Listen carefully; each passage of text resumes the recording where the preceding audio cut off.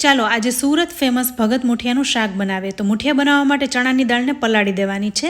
પલળી જાય પછી મિક્સરમાં તીખા મરચાં સાથે અધકચરી પીસી લેવાની છે. હવે મિશ્રણમાં ડુંગળી, ધાણા ભાજી, સ્વાદ પ્રમાણે મીઠું, હળદર, ધાણા જીરું, મરચું અને થોડો એવો બેકિંગ સોડા ઉમેરી ઉપર લીંબુ ઉમેરીશું એટલે મુઠિયા ઉપરથી ક્રિસ્પી અને અંદરથી સોફ્ટ થાય. આ મુઠિયાને તેલમાં તળી લેવાના છે. તો બધા મુઠિયા તૈયાર છે. તો સાથે એક બટેટાની છાલ ઉતારી કટકા કરી લઈશું અને વઘારી લઈશું. તો કુકરમાં તેલ મૂકી રાઈ, જીરું, હિંગ, તમાલપત્ર, સૂકા લાલ મરચા, તજ, લવિંગ, બાદિયાન અને મરી તો ખાસ ઉમેરવા. ત્યારબાદ આદુ, મરચા, લસણની પેસ્ટ, ડુંગળી, ટમેટા, હળદર, ધાણા જીરું, મરચું, સ્વાદ પ્રમાણે મીઠું, થોડો ગરમ મસાલો સાતળીને પાણી ઉમેરવું.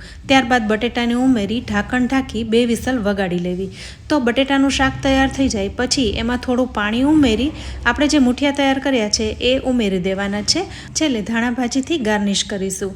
હવે ઢાંકીને 2 થી 3 મિનિટ કૂક કરીશું. તો ભગત મુઠિયાનું શાક તૈયાર છે. તો જ્યારે લીલા શાકભાજી ના હોય અથવા ખાવાનું મન ન હોય ને ત્યારે આ ભગત મુઠિયાનું શાક એકવાર જરૂરથી બનાવજો.